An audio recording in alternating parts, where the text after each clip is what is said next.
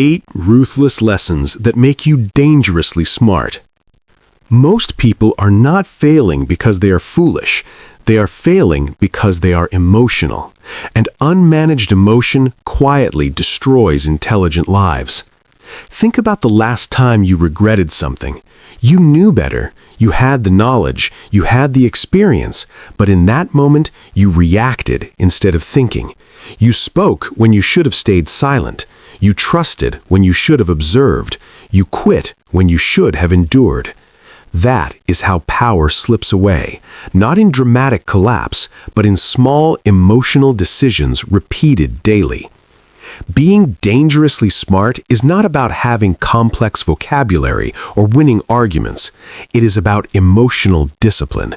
It is about staying steady when someone insults you, staying focused when everyone else is distracted, staying patient when results are slow. That level of control makes you rare. Seneca warned, "We suffer more often in imagination than in reality." That means most stress is self-created.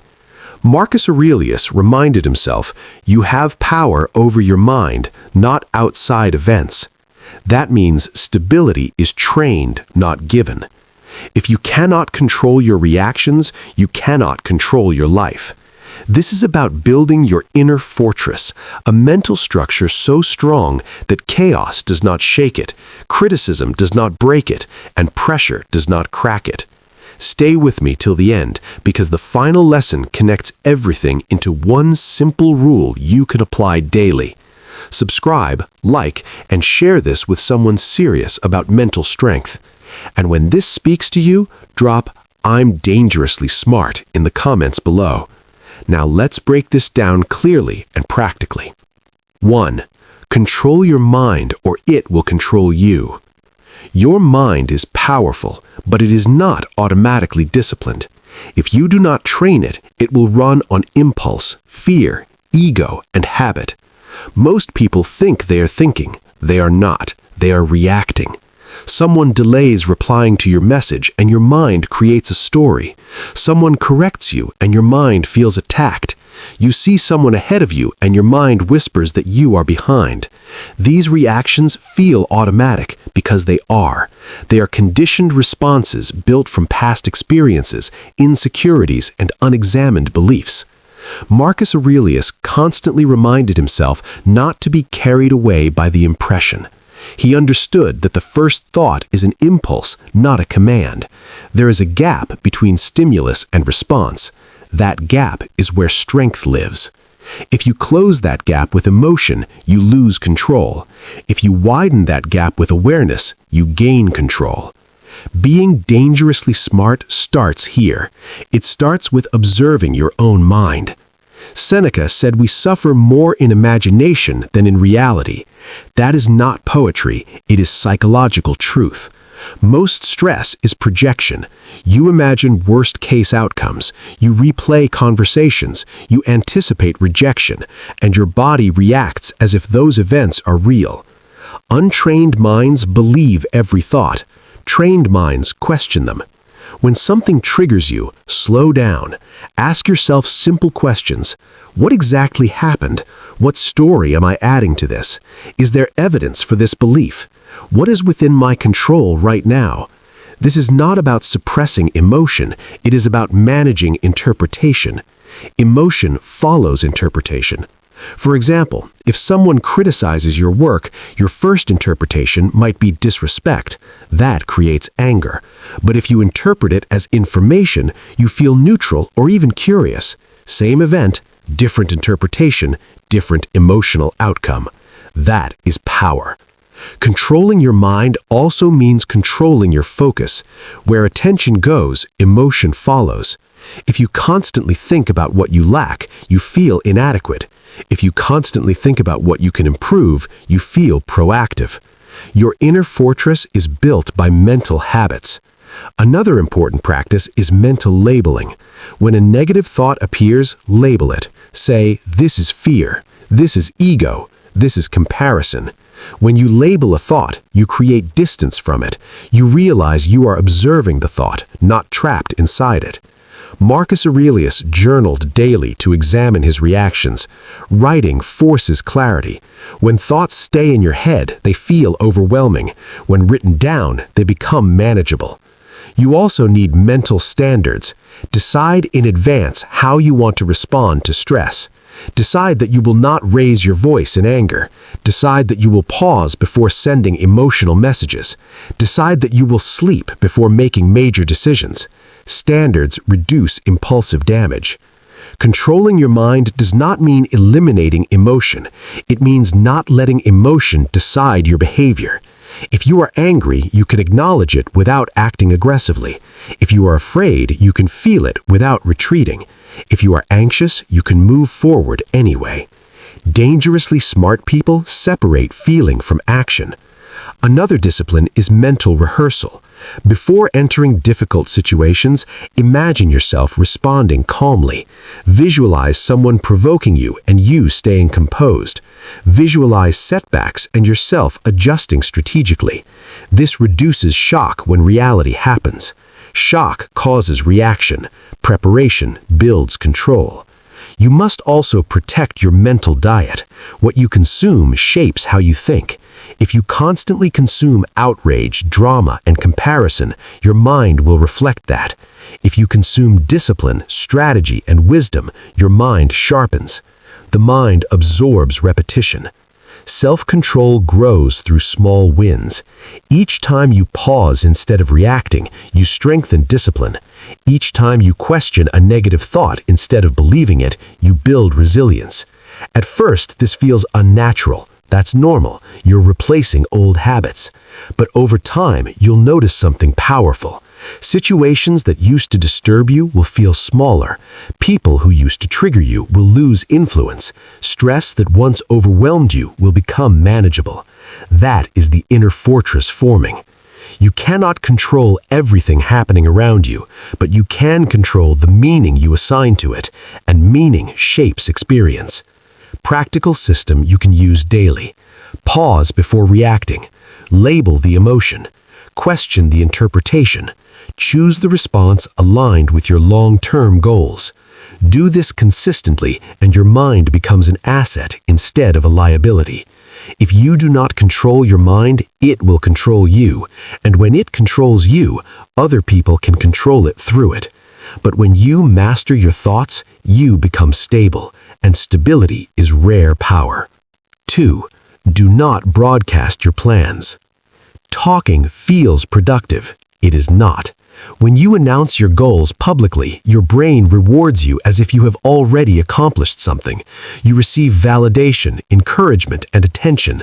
That emotional reward reduces the urgency to actually do the work. This is why many people talk about starting businesses, fitness journeys, or personal growth projects for years, but never execute consistently. Seneca warned against seeking approval instead of improvement. He understood that display weakens discipline. When you talk too much about your plans, you shift your focus from execution to perception. You start thinking about how you look instead of how you're progressing. Dangerously smart people understand the power of silence. Silence protects energy. When you keep plans private, all your energy flows into execution. There is no pressure to perform publicly. There is no temptation to adjust your strategy to impress others. There is only work. Another risk of broadcasting plans is external influence.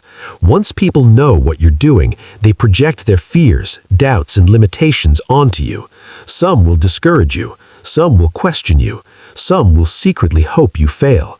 Not because they hate you, but because your ambition challenges their comfort. When you move quietly, you reduce unnecessary resistance. Marcus Aurelius lived in a position of power, but constantly reminded himself not to seek applause. He focused on duty, not display. If you are serious about building your inner fortress, you must learn to detach from validation. Talking about goals often creates pressure to defend them. If you announce you are starting something and progress slows, you feel embarrassed.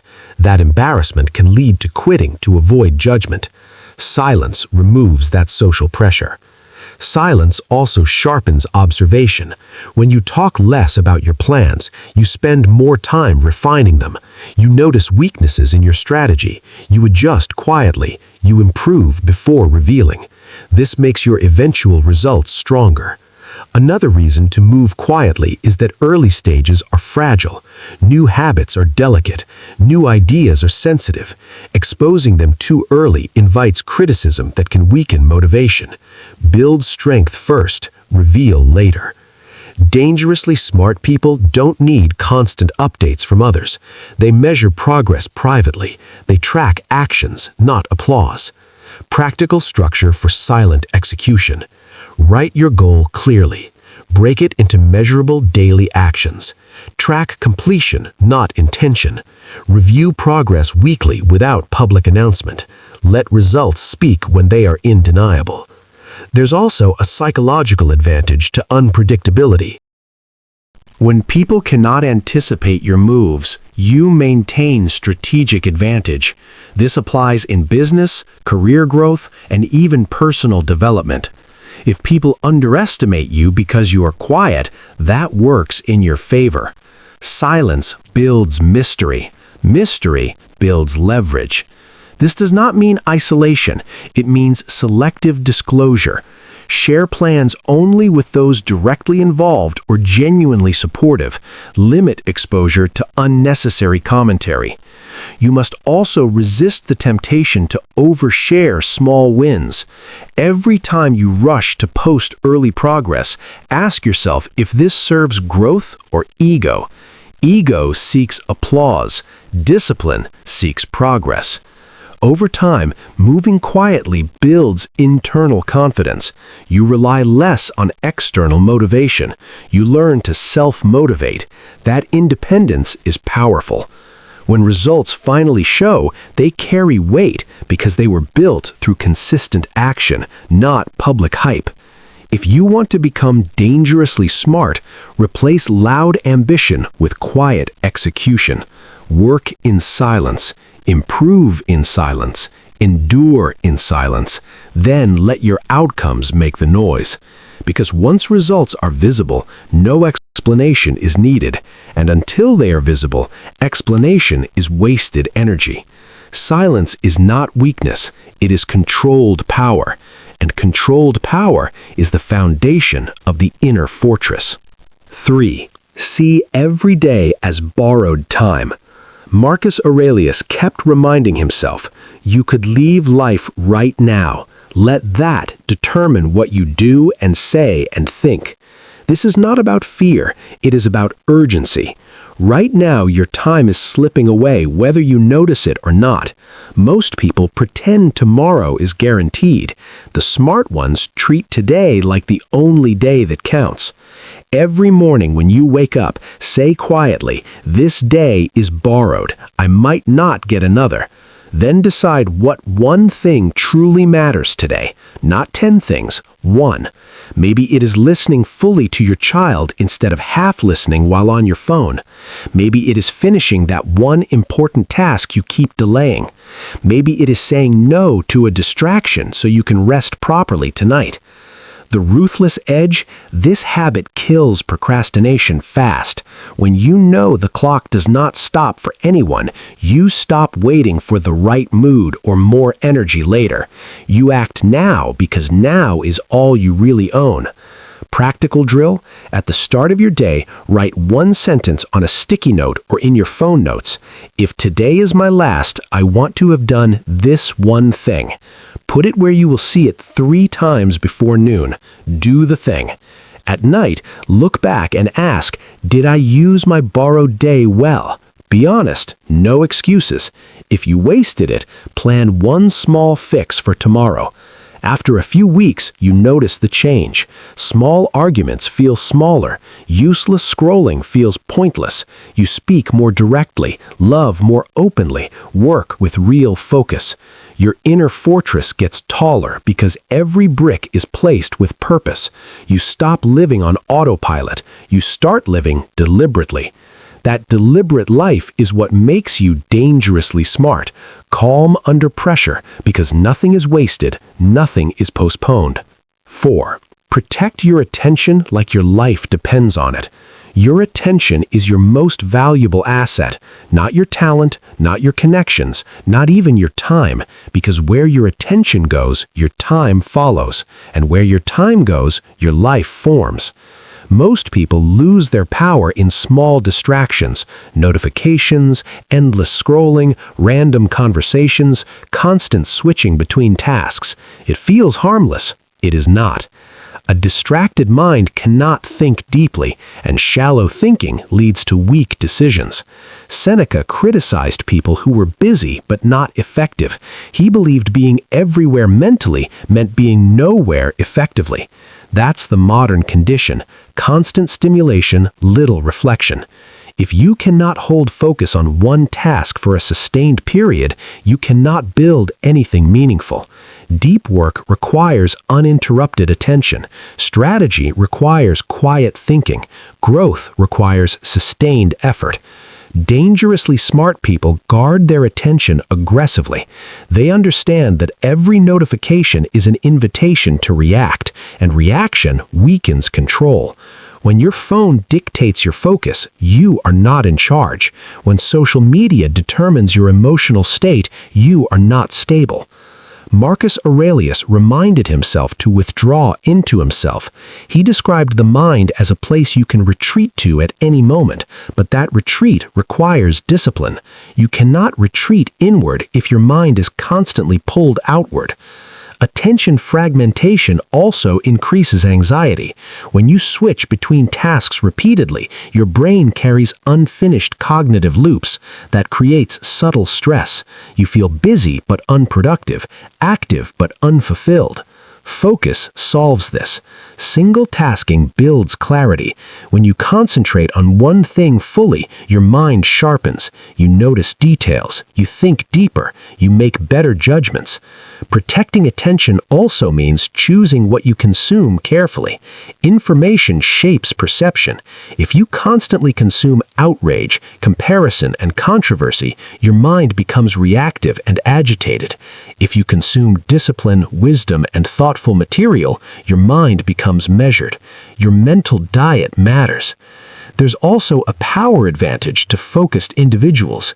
In rooms where everyone is distracted, the person who listens fully sees more. They notice patterns others miss. They connect ideas faster. They anticipate moves earlier. Attention equals awareness. Awareness equals leverage. To protect attention, you need structure. First, remove unnecessary notifications. Most alerts are not urgent. They're designed to pull you back into platforms. Turn them off. Second, create focused blocks of time. Choose one task, set a timer, work without interruption. When thoughts drift, gently bring them back. Fourth, schedule distraction instead of allowing it randomly. Decide when you will check messages. Decide when you will scroll. Do not let impulse decide. Fourth, reduce multitasking. Multitasking is usually rapid task switching, and task switching reduces quality. Protecting attention also requires saying no. Not every request deserves your focus. Not every conversation requires your involvement. Not every debate needs your opinion. Dangerously smart people choose their battles. When you protect attention, you also protect emotional stability. The more external input you consume, the more emotional reactions you experience. Constant input means constant emotional fluctuation. A stable mind limits noise. There's another benefit. When you practice deep focus regularly, your tolerance for boredom increases. Many people avoid focus because it feels uncomfortable at first. The mind craves stimulation, but discipline trains it to tolerate stillness, and stillness strengthens clarity. If you want to build your inner fortress, you must treat your attention like guarded territory. Do not allow random entry. Do not allow constant invasion. Each day, ask yourself, what deserves my focus today? What will move me forward? What can wait? Attention is a decision. Over time, you'll notice that your thinking becomes sharper, your conversations become more intentional, your work becomes more efficient, your emotional swings reduce. That's the compound effect of guarded attention. A distracted person is easy to influence. A focused person is difficult to manipulate. If you want to become dangerously smart, stop giving your mind away freely. Protect it, direct it, discipline it, because whatever controls your attention controls your life. Observation sharpens judgment. If you dominate conversations, you learn little. If you listen more, you understand motivations. You see patterns in behavior. You recognize who is reliable and who is not. Silence is not weakness, it is strategic patience. Another advantage of speaking less is emotional control. When you talk during anger, you often say things that damage relationships. When you pause, you reduce regret. Impulse speech is costly. Before responding, ask yourself, is this necessary? Is this true? Is this useful? Not every thought deserves expression. Speaking less also increases perceived confidence. Calm, measured responses signal control. Rushed, excessive speech signals insecurity. When you answer briefly and clearly, people lean in. When you talk endlessly, people tune out. There is also power in withholding personal information. Oversharing exposes vulnerabilities unnecessarily. It gives others data they may misuse. Selective disclosure protects you. This does not mean becoming secretive or distant. It means being intentional. In professional settings, speaking less allows you to assess dynamics before committing opinions. In personal settings, listening builds trust. People feel respected when heard. Observation also strengthens emotional intelligence. You begin to understand what triggers others, what motivates them, what frustrates them. This knowledge helps you navigate situations strategically. Dangerously smart people do not reveal everything they know. They do not show every card in their hand. They observe, analyze, and respond deliberately. Silence can also diffuse conflict. When someone tries to provoke you and you refuse to react verbally, tension loses fuel. Reaction feeds conflict. Composure dissolves it. Practice active listening. Maintain eye contact. Avoid interrupting. Reflect back what you heard. This builds clarity and reduces misunderstanding. You also gain time to think. Time is crucial in decision-making. Quick responses are often emotional responses. Pauses create space for rational thought. Another benefit of speaking less is self-discipline. You become aware of how often you talk for validation, how often you seek agreement, how often you defend unnecessarily. When you reduce unnecessary speech, you strengthen self-control. There is wisdom in measured words. When you do speak, make it precise, clear, direct. People value what is rare. If your words are rare and thoughtful, they carry weight. Silence combined with observation builds insight. Insight builds strategy. Strategy builds advantage. If you want to build your inner fortress, reduce noise. Listen more. Study behavior. Analyze patterns. Not everything needs your commentary. Not every debate needs your voice. Sometimes the strongest position is calm observation. Because the one who understands the room without being understood by the room holds quiet power. And quiet power is dangerously smart. 8. Focus only on what you can control. This is the foundation of Stoicism. If you miss this, you miss everything. Most stress comes from trying to control what was never yours to control. You cannot control how people feel about you. You cannot control the economy. You cannot control the past. You cannot control unexpected events. Yet most people spend mental energy fighting these realities. Marcus Aurelius constantly reminded himself to separate what depended on him from what did not. His reputation as emperor, not fully in his control. Public opinion, not in his control. External events, not in his control. But his response, always in his control. That distinction changes everything.